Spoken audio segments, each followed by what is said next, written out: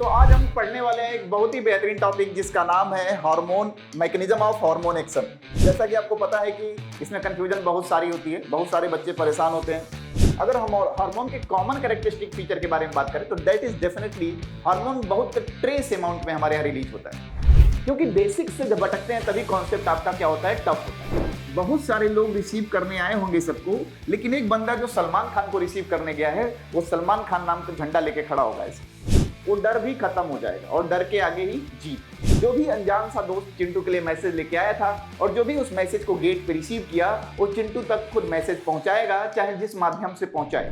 Hello rock stars, तो आज हम पढ़ने वाले हैं एक बहुत ही बेहतरीन टॉपिक जिसका नाम है hormone mechanism of hormone action. Mechanism of hormone action पढ़ेंगे। और जैसा कि आपको पता है कि इसमें कंफ्यूजन बहुत सारी होती है, बहुत सारे बच्चे परेशान होते हैं क्योंकि टेक्निक नहीं पता होती है कि सवाल हम सॉल्व कैसे करें। और इससे रिलेटेड सवाल हर बार नीट में आपसे पूछा गया है और जो भी बच्चा पीआईक्यू सॉल्व करता होगा वो देखा जरूर होगा कि मैकेनिज्म ऑफ हार्मोन एक्शन में कौन से हार्मोन का एक्शन करने का तरीका कैसा होता है, इससे रिलेटेड सवाल जरूर आया हुआ है। लेकिन बेसिक अंडरस्टैंडिंग के अभाव में हम सवाल को खुद ही भारी बना लेते हैं। कभी कभी कॉन्सेप्ट बहुत आसान होता है लेकिन हमारे पढ़ने के तरीके या पढ़ाने के तरीके की वजह से वो टफ हो जाता है। तो उसी पढ़ने या पढ़ाने के तरीके को आसान बनाते हुए आपका ये टॉपिक 10 मिनट में जरूर क्लियर हो जाएगा और उसके बाद जिंदगी भर अगर आपने थोड़ा सा कॉन्सेंट्रेट कर दिया तो जिंदगी भर इस पार्ट से सवाल तो गलत नहीं होगा। तो मेरा आपसे यही दावा है। तो अगला 10 मिनट आप कॉन्सेंट्रेट करिए बोर्ड पे कॉन्सेंट्रेट करिएगा तो एग्जामिनेशन के पॉइंट ऑफ व्यू से तो आपके 4 मार्क्स सिक्योर होंगे ही होंगे, लेकिन आपको इस चैप्टर से जो डर है आपके दिल में बैठा हुआ है कि भैया ये समझ में नहीं आया, ये समझ में नहीं आया, वो डर भी खत्म हो जाएगा और डर के आगे ही जीत है। तो चलिए मैकेनिज्म ऑफ हार्मोन एक्शन देखते हैं। बेसिकली टॉपिक क्या रहा है हमारा, टॉपिक बोल रहा है कि हमारे यहाँ हार्मोन्स जो होते हैं उनके काम करने का तरीका क्या होता है या कैसे वो काम करते हैं। तो जब भी हम हार्मोन पढ़ रहे थे तो हमने देखा था कि अपने एनसीईआरटी के अकॉर्डिंग देखें हम तो हार्मोन्स को हम केमिकली क्लासिफाई किए थे। हमने बोला था कि भैया कुछ हार्मोन एमिनो एसिड डिराइव्ड होते हैं, याद करिए, कुछ एमिनो एसिड डिराइव्ड हार्मोन होते हैं, कुछ हमारे प्रोटीन डिराइव्ड हार्मोन होते हैं, कुछ हमारे यहां स्टेरॉइड डेरिवेटिव हार्मोन होते हैं या लिपिड डेरिवेटिव बोल सकते हैं, और कुछ हमारे यहां आइडोथायरोनिन होते हैं। ये 4 कैटेगरी आपके यहां एनसीईआरटी में मेंशन है। मेंशन है कि नहीं है? मेंशन है भैया, थोड़ा खोल के देख लीजिए किताब, मेंशन है। और आपके यहां मैकेनिज्म के नाम पे 2 लोगों का मैकेनिज्म दिया गया है।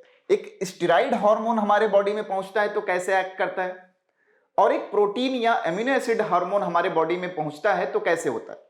तो पहले थोड़ा सा हम जान ले भैया कि हार्मोन जिसे हम कह रहे हैं वो है क्या।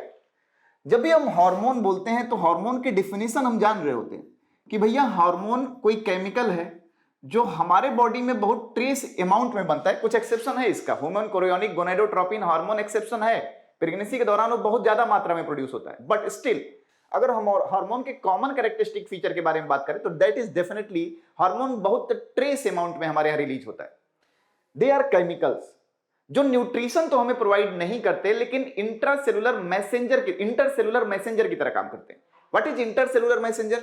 यानी इस सेल से अगर कोई मैसेज जनरेट हो और ये मैसेज यहां तक पहुंचाना हो तो यही वो केमिकल है जो रिस्पॉन्सिबल है इस मैसेज को इस सेल से इस सेल तक कन्वे करने का। और जैसा कि आपको पता होगा कि भैया हमारे यहां किसी भी सेल की हम बात कर लें तो nucleus is the controlling centre of cell. इस सेल के द्वारा कोई भी एक्टिविटी परफॉर्म की जाएगी तो डेफिनेटली उसका न्यूक्लियस परफॉर्म करेगा। यानी कोई भी मैसेंजर अगर मैसेज लेके आता होगा तो टारगेट क्या रहता होगा, ये सेल टारगेट तो है लेकिन वो मैसेज पहुंचेगा कहां, पहुंचाना कहां है, and that is in the nucleus. ये बेसिक बात आपको समझना बहुत जरूरी है क्योंकि बेसिक से जब भटकते हैं तभी कॉन्सेप्ट आपका क्या होता है, टफ होता है। बेसिक से हमें भटकना नहीं है। मान लीजिए कि हमारे यहाँ कोई पार्ट ए है या कोई सेल ए है या कोई ऑर्गन ए है जो कोई हार्मोन बनाता है, और ये हार्मोन कहां के लिए बनता है, तो अपने टारगेट सेल के लिए बनता है। अब इसके पहुंचाने के टारगेट सेल तक ये हार्मोन कैसे पहुंचा इसके बेसिस पे हमने क्लासिफाई कर लिया ऑलरेडी इस ग्लैंड को। अगर ये ब्लड के थ्रू जा रहा है तो हम बोलते थे एंडोक्राइन ग्लैंड, अगर ये डक्ट के थ्रू जा रहा था तो हम बोलते थे एक्सोक्राइन। लेकिन बात यह है कि टारगेट सेल तक पहुंचा कैसे, तो टारगेट सेल तक या टारगेट सेल के न्यूक्लियस तक जाएगा कैसे, डिपेंड करेगा कि हार्मोन जो भी है उसका केमिकल नेचर क्या है, उसका केमिकल नेचर क्या है। तो अगर हम केमिकल नेचर को डिस्कस करें तो मान लीजिए हमारे पास कोई ऐसा हार्मोन आया जो बना हुआ है किससे, एमिनो एसिड से, एमिनो एसिड से, या बना हुआ है प्रोटीन से, तो उसके कार्य करने का तरीका क्या होगा, उसका कार्य करने का तरीका क्या होगा, ये न्यूक्लियस तक पहुंचेगा कैसे। तो आपके यहां इंसुलिन का एग्जाम्पल लिया गया होगा। पहले हम समझते हैं कि भैया क्या हुआ। जैसे मान लीजिए कि हमने एक सेल लिया, हम बोल रहे हैं कि सेल का न्यूक्लियस ये है, हमने एक न्यूक्लियस भी बना लिया और हम जानते हैं कि इस सेल के लिए इसका ये न्यूक्लियस कंट्रोलिंग सेंटर की तरह काम करेगा। Nucleus is the controlling centre of cell. अब हम देखते हैं कि इस सेल को जब हम देखते हैं तो इस सेल पे बहुत सारे रिसेप्टर्स होते हैं।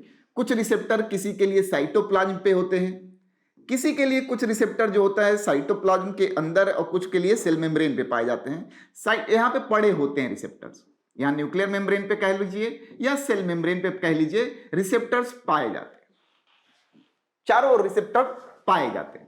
ये उसी तरह की कहानी है जैसे एयरपोर्ट पे सलमान खान उतर रहे हो तो बहुत सारे लोग रिसीव करने आए होंगे सबको, लेकिन एक बंदा जो सलमान खान को रिसीव करने गया है वो सलमान खान नाम का झंडा लेके खड़ा होगा। ऐसे सलमान खान उन्हीं के पास आएंगे और रिसेप्टर उसी की तरह काम करता है।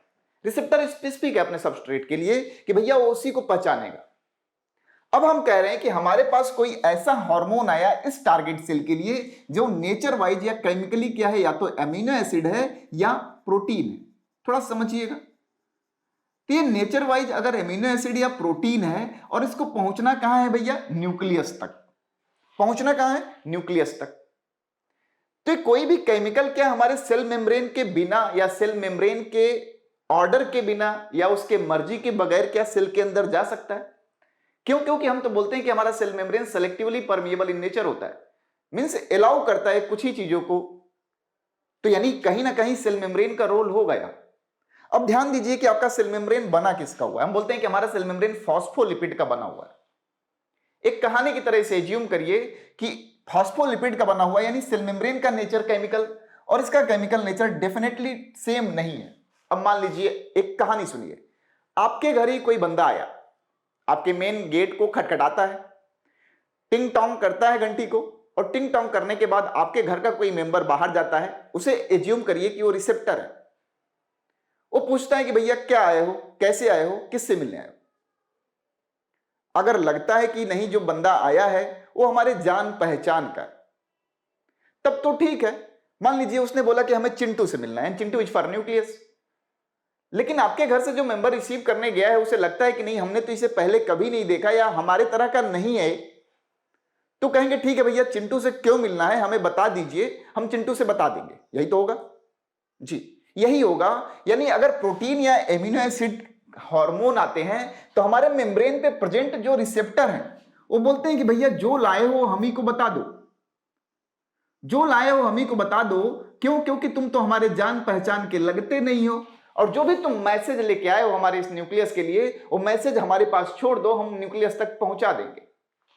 और इसके लिए जो रिसेप्टर्स होते हैं वो कहां पाए जाते हैं भैया, प्रोटीन या एमिनो एसिड के लिए जो रिसेप्टर्स होते हैं वो पाए जाते हैं सेल मेम्ब्रेन के सरफेस पे। अब जो भी मैसेज यहां रिसीव किया हमारे सेल मेम्ब्रेन पे मौजूद रिसेप्टर ने, उसने क्या किया, इस मैसेज को न्यूक्लियस तक पहुंचाने के लिए कुछ सेकेंडरी मैसेंजर बनाए। क्या बनाए? Secondary messenger. ये इसीलिए हुआ क्योंकि हमारा सेल मेम्ब्रेन अलाउ नहीं कर रहा था इसको अंदर जाने के लिए।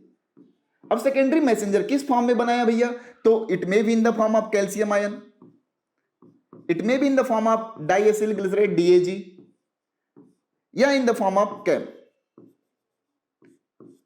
ठीक है, एक सेकेंडरी मैसेंजर प्रोड्यूस होता है इस कंडीशन में। और हम बोलते हैं कि जहां पे भी रिसेप्टर्स, जिस भी केमिकल के रिसेप्टर अगर मौजूद होते हैं, कहां पे, सेल मेम्ब्रेन के सरफेस पे, तो जो भी हार्मोन मैसेज लेके आता है उसे हम सेकेंडरी मैसेंजर के थ्रू कोऑर्डिनेट करते हैं। सेकेंडरी मैसेंजर उस मैसेज को लेके जाता है और न्यूक्लियस में जो भी चेंजेस करने होते हैं, जो भी चेंज करना होता है, जो भी एक्सप्रेशन चेंज करना होता है करता है, और उसके अकॉर्डिंगली हमारा न्यूक्लियस प्रोटीन बनाता है और वो चेंज होता है। हम बस मैकेनिज्म समझा रहे हैं, क्योंकि सवाल जो आपसे पूछा जाता है एकदम पेट होता है। या तो आपको हार्मोन का एग्जाम्पल दिया जाएगा, या तो पूछा जाएगा कि एमिनो एसिड डिराइव्ड हार्मोन है, प्रोटीन डिराइव्ड हार्मोन है, लेकिन जब आपको एग्जाम्पल देके पूछा जाता है, मान लीजिए आपसे पूछा गया कि ऑक्सीटोसिन या इंसुलिन कैसे काम करेगा, तो दो इंफॉर्मेशन है। पहले तो आप हार्मोन का केमिकल नेचर जान रहे हो, और हार्मोन का केमिकल नेचर जानने के बाद आप क्या जान रहे हो कि उसके लिए रिसेप्टर कहां मौजूद होता है, उसकी वजह क्या। ये दो इंफॉर्मेशन इस क्वेश्चन के थ्रू पूछ लिए जाते हैं। तो आपको पूछा कैसे जाता है क्वेश्चन, उसके अकॉर्डिंगली ही टेकल करना है। ये तो रहा मैसेज किसके लिए, जिसके लिए हमारे रिसेप्टर अवेयर ही नहीं थे, हमारा सेल मेम्ब्रेन जिसको अलाउ ही नहीं कर रहा था। तो डेफिनेट सी बात है हम सेकेंडरी मैसेंजर तैयार करेंगे। जो भी अनजान सा दोस्त चिंटू के लिए मैसेज लेके आया था और जो भी उस मैसेज को गेट पे रिसीव किया, वो चिंटू तक खुद मैसेज पहुंचाएगा, चाहे जिस माध्यम से पहुंचाए। लेकिन सपोज करिए कि यहीं पे एक ऐसा मैसेंजर आया होता, एक ऐसा हार्मोन आया होता जो नेचर वाइज किसका होता है, स्टेरॉइड का बना होता, या हम बोलते हैं लिपिड का बना होता।